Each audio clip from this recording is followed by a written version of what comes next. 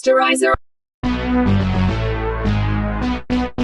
Sanibona igama lemuvi yethu yango-2022 i-The Ambulance. La esiyiqala khona ngo-William wayekade sembuthweni wezokuvikela wase-Amerika. Kodwa phezu kokuthi wayebuye ebusosheni wayesebhekene ney'nkinga ekhaya ngoba wayegulelwa unkosikazi wakhe. Phezu kokuthi ubeseneminyaka eminingi esebenzela umbutho wamasosha wase-Amerika kodwa still iy'mali zakhe zazingenele for ukubhekana ney'ndleko zokugula kankosikazi wakhe. Noma uWilliam wayazi ukuthi uselilwelile izwe kodwa wayethi uma efonela iy'khulu ka-government for ukucela usizo babengamnaki bemvalela ngaphandle. uWilliam kwakumphatha kabi ukuthi izwe aselilwele isikhathi eside kanje livikela liyahluleka ukumsiza uma esebhekene ney'nkinga ngoba phezu kokuthi uWilliam wayegulelwa unkosikazi wayenanengane encane kumele ayikhulise. Okwamthusa kakhulu ukuthi nemortgage yomuzi wayengasayikhokhelile bemthumelele iy'ncwadi zamasamanisi ukuthi next month angaphinda akhishwe nasendlini ahlala kuyona. uWilliam wayenganandaba nokuthi kungaxakeka yena kodwa into eyayibaluleke kakhulu kuyena unkosikazi wakhe ogulayo nendodana yakhe encane. I lose faith in this world on a daily basis. Not in you, though. uWilliam wahamba waya kuDeni. Phezu kokuthi uDeni wayewumlungu, uWilliam umuntu omnyama kodwa babebizana ngobhuti ngokuthi bakhula ndawonye. uDeni wethu sokufika kaWilliam umuntu abagcina nakudala. uWilliam ebuncaneni bakhe wayekhule ey'ntandane engenabazali. Siyathola ukuthi wa-adoptwa wabelungu abazali bakaDeni bakhula ndawonye uDeni noWilliam. Bemenzela yonke into engathi bayamzala including ama-birthday. Ngokukhula kwabo benza izinto ey'ngafani ngoba uWilliam wajoyina amasosha. uDeni yena wakhetha ukujoyina amaqembu ey'gebenga ntshontshayo. Nokuthi uWilliam kube kuthiwa kaxakiwe ukuhlupheka ubengeke ezela azocela usizo likaDeni. uWilliam wethusa ukuthi uma efika egaraji likaDeni wafica inqwaba yey'moto ey'bizayo. Waze wacabanga ukuthi kungenzeka ukuthi uDeni useshintshile usephila ngebhizinisi lokudayisa iy'moto. Kodwa uDeni watshela umfowabo uWilliam ukuthi zonke lezi iy'moto y'ntshontshiwe futhi ngeke zikwazi ukudayiswa. Eqhubeka uDeni etshela uWilliam ukuthi namhlanje bawushaya isikole esikhulu ngokuthi bawurobha ibhenki imali engango-32 million. Ethi uDeni vele ngokweplani sebeyazi yonke leyo mali ewu-32 million ukuthi iphi. Wathi uDeni kodwa bashoda ngomuntu oyedwa. Ethi ucela uWilliam ngoba uyamazi ukuthi uWilliam wezwa leyo nto wanqaba wathi ngeke akwazi kodwa wabuye wacabanga ukuhlupheka abhekene nakho kokugulelwa unkosikazi nomuzi wakhe ozodliwa. Lokho kwenza uWilliam ugcine evumile ukuthi uzohamba nabo kuyorobha leli bhenki kodwa uma bemthembisa ukuthi bazokwenza sure ukuthi akubulawa muntu. uDeni wathembisa uWilliam ukuthi vele akuzukubulawa muntu bazothatha imali babaleke kuphela. uDeni watshela ezinye iy'gebengu zakhe eziwu-5 ukuthi sebemtholile umuntu ozoba udrive. Bonke bahloma ngalezo y'bhamu zabo bangena emotweni yabo sebeqonde khona ebhenki ukuyorobha. Leyo group yagcina ifikile ngempela lapho eFederal Bank ngesikhathi bengena ngama-parking lot. Baqhamukela lapho phansi bakhuphuka nge-elevator yasebhenki baphumela phezulu. uDeni wayesegqoke i-name tag ye-manager yasebhenki esezenza imanager yangasemnyango edidiswa ukufika kwephoyisa. Iphoyisa lamchazela ukuthi alizile ngomsebenzi wobuphoyisa kodwa lize about ama-transaction emali yakhe. uDeni wazama ukulibazisa iphoyisa litshela ukuthi ikhonto esebhizi ngaphakathi kancane lingathatha noma 20 minutes ukuthi ibhenki liphinde livule. Kodwa iphoyisa latshela uDeni ukuthi ngeke lithathe isikhathi eside lijwayele ukwenza kanje. Oh, we're just doing a transfer in the back. It's procedure.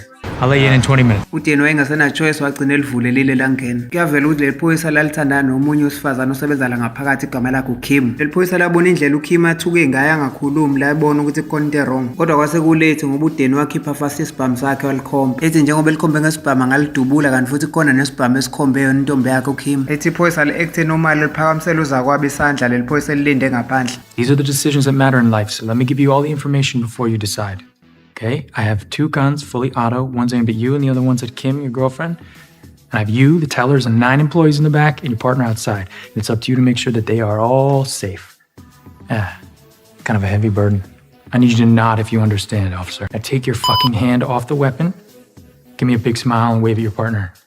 Iphoyisa elingaphakathi igama lalo uVictor waphakamisa isandla ephakamisela iphoyisa elingaphakathi uMark. Enye igroup yey'gebengu yavula kwe-vault ngesikhathi sewupakisha lo 32 million ey'khwameni. Kodwa iphoyisa elalime ngaphandle uMark wasola ukuthi kukhona into engahambi kahle la ngaphakathi ebhenki wabiza amanye amaphoyisa eredweni u-over. uMark wazokhuluma nalo driver wey'gebengu wayezobathatha. Lo driver wabona leli phoyisa uMark waqamba amanga wathi le moto ifila isafuna ukuduma. Zathi seyihambe iy'gebengu naleyo mali seyikhomba iphoyisa uVictor ngesibhamu. uMark wakhipha isibhamu sakhe fast wadubula. Waqala lapho waqhuma inhlamvu ukudubulana phakathi kwey'gebengu namaphoyisa. Sekufika nalawa kade ebizwe iphoyisa uMark ngo-over. udriver wemoto yey'gebengu wasusa imoto yayoshayisa eyamaphoyisa. Kwakusaqhubeka nokudubulana phakathi kwamaphoyisa ney'gebengu okungamile ngesikhathi le y'gebengu seyiphuma ngaphakathi ebhenki. Nesithola ukuthi amanye amaphoyisa ayesebizane yonke kwaze wafika ngisho ama-FBI ayesezwile about le robbery eyenzeke ebhenki. Ngokubona ukuthi isimo siyashuba ey'gebengeni uDeni wathatha uWilliam wayesakhomba uVictor ngesibhamu as a-hostage wabaleka naye yophuma ngaku-exit. Iy'gebengu zethu sokubona sekunenqwaba engaka yamaphoyisa ngesikhashana esincane kanje. Ngokushesha Ngokushesha ibhenki laselizungezwe inqwaba yamaphoyisa nama-FBI. Udrayiva wemoto yezigebengu washayisa umuntu wayehambela wambulala. Nodrayiva wamaphoyisa amdubula ekhanda ngesniper ambulala. Izigebengu ngokubona ukuthi amaphoyisa adubula aqhamuka ngapha nangapha, zabona ukuthi ngeyisalungu ukulwa namaphoyisa. uDanny noWilliam babuyela ngaphakathi egaraji ngesikhathi bethola ukuthi zonke iy'ndawo zokuphuma seyivinjwa amaphoyisa. uWilliam kwakuyokokuqala ngqa yenza into enjengale, kanti bazophinde babangisane nale phoyisa ngesikhathi lizama ukubaphuca isibhamu. uWilliam wayetatazela kanti uzovele ethuka adubula iphoyisa uVictor. uDanny wathi kumfowabo uWilliam njengoba sekudubuleke nginephoyisa sekuwest kumele benze sure ukuthi bayazama ukuthola indawo yokuphuma. Nama-special forces ama-FBI namaphoyisa upstairs nawo ayebhizi eqeda ngalezi zigebengu ezaziphezulu. Aqhubeka angena ngaphakathi ebhenki ukuyoqedela lezi zigebengu ezayisela. uMark iphoyisa wangena naye ema-parking lot ngesikhathi efica uzakwabo uVictor wayelele phansi edutshuliwe. uMark wabiza i-ambulance wathi ayiphuthume kanti vele i-around iparamedic lesifazane igama lalo Camille wayereceive i-call waresponda. uCamille ne-assistant yakhe bayaphuthuma lapho kwi-basement yasebhenki. Waphuthuma lapho uCamille wakhava lamanxeba ophayo ephuthumisela ukunqamuka kokopha kwegazi. Bamfaka kwi-ambulance ngokushesha uVictor sebemphuthumisa esibhedlela. Yathi i-ambulance sihambe siprepare ukuyophuma kwi-basement. uCamille ebhizi ethoba amanxeba kaVictor waqhamuka uDanny ngaphambi kwayo wayikhomba ngesibhamu.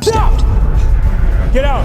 Udrayiva we-ambulance wasarenda ephakamisa izandla. uDanny wamgqavuna umshanga esidweni sesibhamu emkhiphela ngaphandle. uDanny wakhumula ijakhethi kadrayiva we-ambulance wayigqokisa uWilliam ukuthi kube uyena udrayivayo. Izigebengu zaseyilayishele lezo yikhwama zemali kwi-ambulance zithi ziyabaleka aziphumanga kwi-exit ngoba zablokhwa amaphoyisa. uWilliam wayesezenza udrayiva we-ambulance watshela amaphoyisa ukuthi baphuthumise iphoyisa elilimele esibhedlela. Amaphoyisa afuna ukukholwa ngokubona ngesikhathi evula umnyango we-ambulance ebheka. uDanny wayecashile ngesikhathi kuvula amaphoyisa kade ekhomba uCamille ngesibhamu emsabise ngokuthi mayeke watshela amaphoyisa uzombulala. Amaphoyisa ngokubona ukuthi ngempela kulimele iphoyisa uVictor ayidlulise i-ambulance yahamba. Bathi sebephumele emgwaqeni uWilliam wayekhipha wayilahla i-tracking device ye-ambulance esemajini ukuthi mabephumelele ngale heist bazoba ama-millionaire. Kodwa akuhambanga kanjalo ngoba kuma-parking lot iphoyisa uVictor wafica ukuthi udrayiva we-ambulance ulele phansi ushaye waquleka. Waphuthuma uVictor wamemeza amanye amaphoyisa kwi-radio over ebatshela ngezigebengu eseyi-hijack i-ambulance. Ngokushesha afika ama-special forces ezayiholwa u-operation commander captain owazi wadeploya ne-helicopter ukuthi ifune le ambulance iyithole. uWilliam wayesezwa nalokhu ukuduma kwe-helicopter wazama ukuphuthumisa ukuyocashisa leyo ambulance. Kanti ekucasheni kwabo i-ambulance yayingakhavangwa i-roof ngoba amaphoyisa kwi-helicopter ayibona i-ambulance. Base bekhuluma uDanny noWilliam ukuthi kungenzeka ukuthi babanjwe bebona ibhano elaselindizela ndawonye ukuthi liqondene nabo. Kanti futhi nasemakubo la bakhona kusekude kakhulu. Iphoyisa lalikade liqulekile uVictor waphaphama. uCamille wamshayela isayini ukuthi athule angakhulumi. Ngokubona izigebengu zisakhuluma uCamille wavula kancane umnyango wabona ne-fire extinguisher engaphakathi emotweni. Wayethatha uCamille leyo fire extinguisher wafutha lamadoda ngayo ebusweni waphuma wabaleka. uDanny wayesemthuqa segcwele upowder we-fire extinguisher waphuma wakhomba uCamille ngesibhamu emtshela ukuthi mayeke wabaleka uzomdubula. Wakhala kakhulu nomshini wesiguli kwi-ambulance ngemuva wezwa lokhu uCamille wabuye segijima. Wathuka uDanny wabuyela kwi-ambulance nokwakukhombisa ukuthi i-patient uVictor wayesehlelwe i-blood pressure ukuwukuthi uma engakutholi ukulashwa ngokushesha uzoshona. Zagijimisa i-ambulance kakhulu izigebengu ngoba zasezazi ukuthi mangashona leli phoyisa ngenxa yokuhayijekha kwabo i-ambulance isigwebo sabo singanda kakhulu. Esayigijimisa kanjalo uWilliam i-ambulance already amaphoyisa ayeseyilocate-ile nge-information ye-helicopter. U-operations captain owayekwi-helicopter watshela lamaphoyisa ayehamba ngey'moto phansi ukuthi awaphume ngamiphi imigwaqo. Nokuyilapho kwaqhamuka khona inqwaba yey'moto zamaphoyisa ezasezila eduze kwayo i-ambulance. Kodwa ucaptain ngokucabangela iparamedic uCamille nepatient iphoyisa uVictor olimele wakhuza amaphoyisa ukuthi angayishayisa i-ambulance ngoba kuzohlukumezeka abantu abangenacala. U-operations captain wayekwi-helicopter wayalela amaphoyisa ukuthi izigebengu abazama ukuyimpintshela ngakwi-construction site. Kodwa amaphoyisa ayengazi ukuthi uWilliam udrayiva one-skill oprofessional ngoba uWilliam wabukisa ngawo lawo amaphoyisa kwi-construction site walimazisa iy'moto zawo. Amaphoyisa ajahana isikhathi eside ne-ambulance ngesikhathi uWilliam ebaleka, kodwa still phezu kwakho konke lokho ahluleka ukubabamba. Wathi uWilliam eseyitshela ukuthi usephumelele for ukubalekela amaphoyisa kanti uzofica inqwaba yey'moto zamaphoyisa ezasezimvibe ngaphambili. Kodwa uWilliam waphuthuma lapho wayongena ngenye yama-parking lot ayisendaweni enzela nokubaleka phansi kwe-roof ukuthi i-helicopter ingamboni kanti noVictor iphoyisa wayesequlekile ngenxa yokuloza igazi eliningi. uCamille wayezama ngawo wonke amandla ukusindisa leli phoyisa uVictor ukuthi wayengakwazi ukukwenza lokho yedwa wacela sona isigebengu uDanny ukuthi azomlekelela. uDanny wabona lapho ukuthi kumele amsize uCamille ngoba ukushona kukaVictor kungabafaka kwenkulu inkinga. Iphoyisa uVictor wayesesengcupheni yokushona ngenxa yokulahlekelwa igazi eliningi kodwa ngenhlanhla uWilliam wayenaleli gazi elibizwa ngo-type O blood ukuthi kwase kubaphoqa bengasena-choice basebenzisa yena uWilliam for ukuthi ezoba i-blood bank kaVictor. Ngenxa ye-experience ye-first aid ye-paramedic uCamille nangosizo likaDanny bakwazi ukusindisa uVictor ukuthi agcine engashonanga. Ngaleso sikhathi uWilliam yena wayesesitiyareni esiteringini wayesabhizi nokulwisana nokubalekela amaphoyisa, ngoba konke la ayibalekela ngakhona uWilliam amaphoyisa ayimhlele ey'thendeni ngoba waze wasebenzisa elinye iphaseji elincane ukuthi awasithe ngomzimba wayo i-ambulance. Nokuyilapho uWilliam ayireva kakhulu khona i-ambulance eseyigijimisela ukuthi iye ngasemgwaqweni ophelayo oyi-dead end. Nokuyilapho athi uma efika khona wanyathela amabhreki yamangqi i-ambulance. Nokuyilapho amaphoyisa ayemjaha ahluleka khona ukuma kuleyo dead end awuphonseka phansi. Bathi sebebaleka bodwa beyitshela sebephumelele kanti bazoyithela kwenye inqwaba yamaphoyisa. Nokwathi uma bebheka phezulu babona ukuthi kukhona ne-helicopter bevumelana ngokuthi mancane kakhulu amathuba ukuthi bengaphunyuka la. Nokuyilapho uDeni aqhamuka khona neplan ngesikhathi etshela uWilliam ukuthi iningi lama-ambulance asuke epakile esibhedlela ajwayele ukupaka no-key. uDeni wafonela uClark omunye umholi wey'gebengu wayemazi emtshela udinga usizo ucela amthumelele iy'gebengu zakhe bameqise la emaphoyiseni ufuna ukubaleka. uClark wanqaba kuDeni emtshela ukuthi ungangifake mina ngoba leyo nto yakho ngeke ingisiza ngalutho. uDeni wathembisa uClark imali engango-8 million wathi uma ezwa leso sambu uClark wavuma ngokushesha. uClark wayeqoqa ngokushesha iy'gebengu zakhe ngesikhathi uDeni emtshela ukuthi kufanele aqale ngokutshontsha i-ambulance emtshela nendawo la phansi kwebridge azoyidrayiva oyipaka khona. uDeni waqeda ukukhuluma noClark wafonela omunye umngane wakhe amaziyo osebenza ukukhanda iy'moto nokuyi-spray paint emtshela ukuthi akafike nopende oyi-spray o-green aphathe nesaha emiyalela phansi kwalelo bridge akade yalela khona uClark. amaphoyisa ayalelana ngokuthi kufanele a-acte ngokushesha ngoba nabanye abantu sebezophuma ngisho emsebenzini nabengaphuthuma ukubopha ley'gebengu ngokushesha manje iy'mpilo zabantu ey'ningi izolahleka. nokuthi le bank robbery yayisiyidonse namehlo e-Federal Bureau Investigation okwe-FBI isystem yabo yap-identify ubuso bukaDeni nge-facial recognition besebenzisa ama-camera footage asebhenki ngesikhathi kade ezenza imanager. avumelana amaphoyisa ukuthi ayamazi uDeni ukuthi isigebengu esidala esesishaya ama-bank heist amaningi sitshontsha ney'moto ey'bizayo. i-operations captain yayisebhanoyini yadeploya amaphoyisa ukuthi awavela ujeme lowo mgwaqo ethi bablokhe nalawo ama-aframe baxhumene nalowo highway bayixine eduze leyo ambulance kungaze kubuye abantu emsebenzini. ngokushintsha ama-radio channel ku-over amaphoyisa akwazi ukuxhumana ne-frequency ka-over we-ambulance. ucaptain wakwazi ukuxhumana ngqo noDeni noWilliam kwe-radio ebatshela ukuthi uma bengadedela lelo phoyisa elilimele nalelo paramedic lesifazane bazowakhansela ama-ground forces nama-helicopter. uDeni watshela ucaptain ukuthi akasona isilima ngoba uma bengadedela lama-hostages bangababopha kalula bababulale uma bethanda. ethi uDeni nokuthi sisaphila kungenxa yawo lama-hostages awu-2. so uDeni wakhetha ukungayilaleli leyo deal ka-captain yamanga waqhubeka neplani yakhe yokuya phansi kwebridge ukuyohlangana nalabantu avumelane nabo. uWilliam wayethi uma ezohlangana namaphoyisa ayireve kakhulu imoto ingathi ufuna ukuyowashayisa kube yiwona agcine egudluwele eceleni. uWilliam wayengayibekile phansi eyigijimisa nasey'ndaweni eziyingozi leyo ambulance lokho kwakuqhatha iy'moto zamaphoyisa kuyiqeda nya. nokuyilapho abona khona lo captain ukuthi ukudriver kukaWilliam kungaphezu kokuba professional. wayelela wonke amaphoyisa ukuthi awavale zonke iy'ndawo zokuphuma ngaphansi kwaleyo parking lot. uDeni ngokubona ukuthi sebaqine kakhulu amaphoyisa wavela waxavuna uCamille wavula umnyango we-ambulance ngemuva watshela uMark iphoyisa elalibaqine eduze ukuthi mayiqhubeka nalento yakhe uzomdedela phansi lo muntu wesifazane. uCaptain ngokubona ukuthi lo muntu wesifazane angaba sengozini kanti akamthembi noDeni uCaptain watshela amaphoyisa ukuthi abangabaqine eduze abake bame kancane babanike igap. uWilliam wadrive esekhokuma wayebona engaxiniwe amaphoyisa kakhulu ngemuva kodwa uCamille wethuswa ukubona inqwaba yegazi laligcwele phansi. nokuthi uma elibheka ukuthi leli gazi liqhamukaphi wathola ukuthi inxeba likaVictor selopha kakhulu kunakuqala. nokwathi uma esusa ishethi likaVictor wathola ukuthi inxeba lokudutshulwa likaVictor lisesiswini selibe wesi kakhulu kunakuqala uma ingakhishwanga ngokushesha le nhlamvu lingakapheli i-hour uVictor uzoshona. kodwa uDeni wabona ukuthi ukuhambisa leli phoyisa esibhedlela ngabe sekuyikuyinikela emaphoyiseni ukuthi baboshwe okuyinto engekho emqondweni wabo. uDeni watshela uCamille ukuthi akenze leyo operation kuVictor khona la ngaphakathi kwe-ambulance. uCamille wathi uyi-paramedic usebenza ngama-first aid yena akaze ayiperform i-surgery before. ethi lowo umsebenzi wodokotela akukwazi ukuthi angathi eqala nje aphinde ayenze ngaphansi kwesimo esinje se-ambulance ejahwa amaphoyisa. uCamille wacela uWilliam ukuthi akadrive i-ambulance aye esibhedlela. uDeni wakhipha iselfone wafonela ukhazini wakhe udokotela esibhedlela. kanti uCamille uzothi esabuza ukuthi ibullet ikhishwa kanjani lo dokotela wayezwe ivoice kaCamille kanti sithola ukuthi kwakuyi-ex-boyfriend yakhe uCamille lo dokotela ophinde abe umzala kaDeni.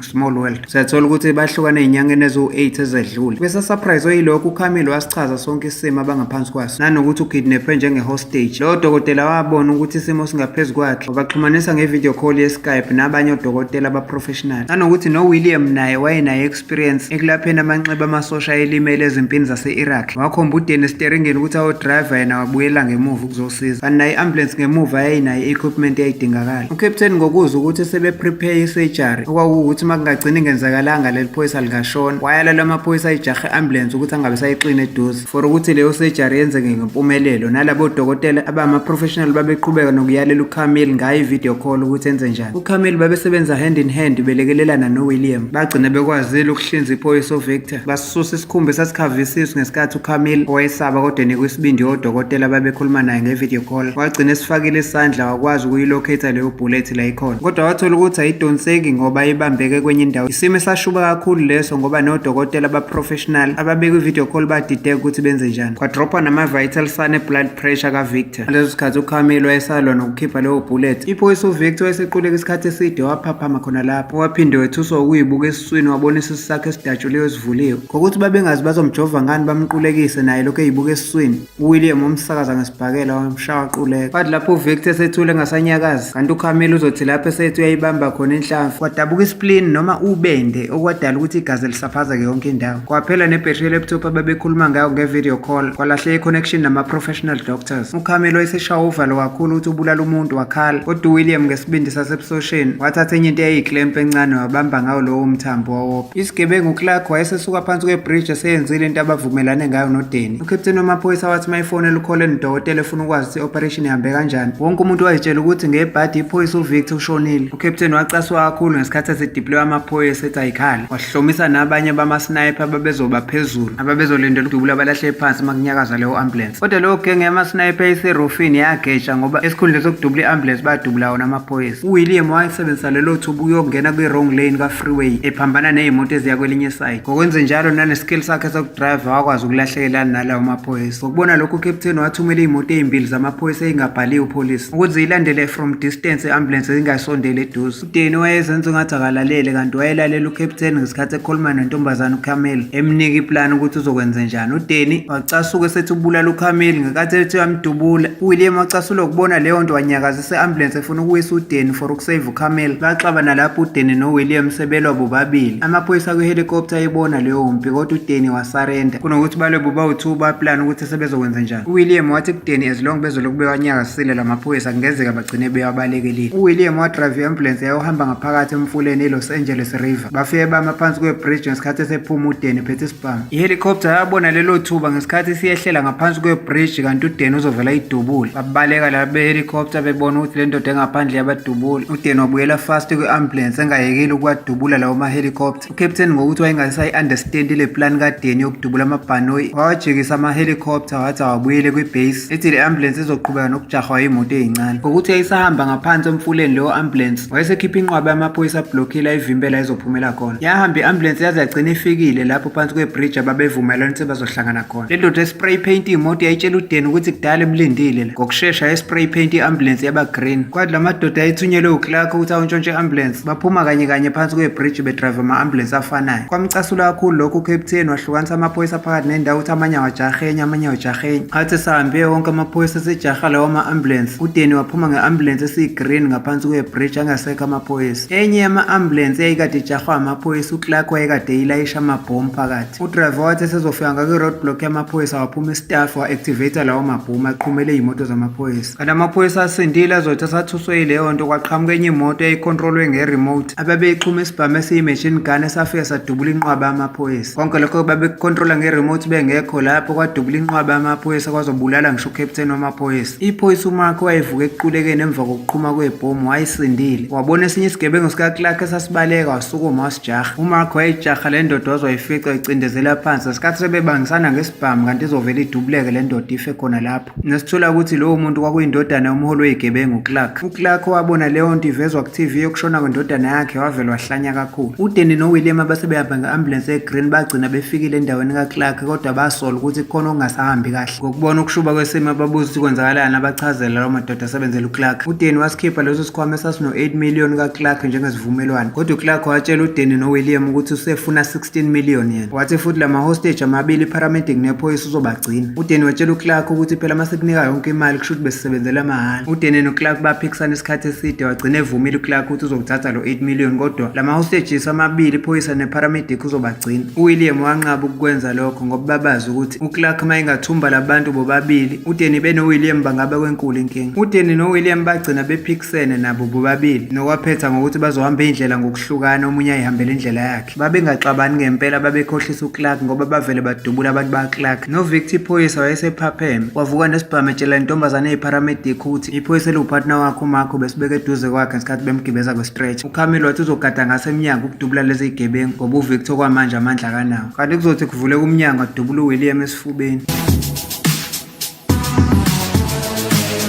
uDeni wayesecasula ukudubuleka kabhuti wakhe wadubula kwasane la endaweni kaClark, wadrive i-ambulance esedestroya kwasane la endaweni kaClark ngoba wayesebulele noClark, kodwa lamadoda asebenzela uClark ayengafuni ukuba dedela, efuna ukupay revenge for iboss yabo nendodana yayo. Lokho kujahana nokuqhuma kwesibhamu kwaphinde kwadoba amaphoyisa, abuye amaphoyisa kwaqhubeka ukujahana. Ngaphakathi kwe-ambulance uWilliam wayesephelelwa amandla ngathi uzoquleka, wakhipha ezinye izitaki zemali wayinikeza uKamil emtshela ukuthi ucela amnikezele unkosikazi wakhe. Naleyo ambulance yayijahwa amaphoyisa yagcina efikile ngaphakathi esibhedlela. Yathi yabe izungezwa inqwaba imoto zamaphoyisa. Namanye amaphoyisa ayeserofini elindele ngokudubula ngama-snipers. uDeni wayesebona umfowabo uWilliam esesimeni sokufa. Wacasa kuDeni wabuza uVictor iphoyisa ukuthi ilona lelidubula ubhuti wakhe. uKamil waxolisa kuDeni ukuthi uyena odubula uWilliam. uDeni waxavuna uKamil emhlinyi, wamemeza uDeni memeza amaphoyisa ayengaphandle, watshela ukuthi angazami ukwenza okuphambene ngoba uzodubula le ntombazane eparamedic abulale naleli phoyisa elifayo la. Ethi kuwumanje ubhuti wakhe uWilliam akhula naye useyashona. Ethi uDeni uWilliam akufanele ngabuye afa, yimini umuntu engabuye afa. Kodwa uDeni wavela wadubuleka esifubeni esakhuluma. uDeni siyathola ukuthi uyena uWilliam ubhuti wakhe wayemdubula. Amaphoyisa aphuthuma lapho kwe-ambulance awakhipha omabili lamadoda. Siyababona obhuti ababili abakhule ndawonye uWilliam noDeni sebelele ngeyifuba phansi bebelethe izandla ezifaso zankosi. Yasibona kuqhamuka esixukwini unkosikazi kaWilliam wayekhala ethi ucela abasave umkhonyane wakhe. Intombazane uKamil wathi mayebona lokho waqonda ngqo kuWilliam ngesikhathi embambe etshela iphoyisa uMark ukuthi uWilliam abamhambise ngenye ambulance. Nokwathi lapho kuleso siphithiphithi uKamil wasebenzisa lelo thuba ukuyofihla leso staki semali asinikwe uWilliam enqoleni uma wengane kaWilliam ayeqhuba ngayo ingane. Nokwathi emva kokuthola ukusizakala esibhedlela uWilliam wavuka, nanokuthi uWilliam wayehambisana nalo uphenyo lwamaphoyisa. Nephoyisa uVictor wagcina engawatshela amaphoyisa ukuthi wayedutshulwe uyena uWilliam, kodwa kunalokho iphoyisa uVictor wayencoma yena uWilliam emaphoyiseni ukuthi uyena wasindisa impilo yakhe.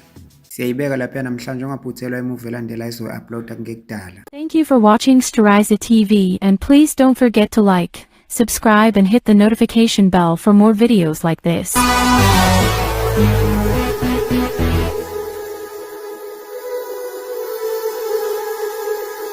Storiza TV.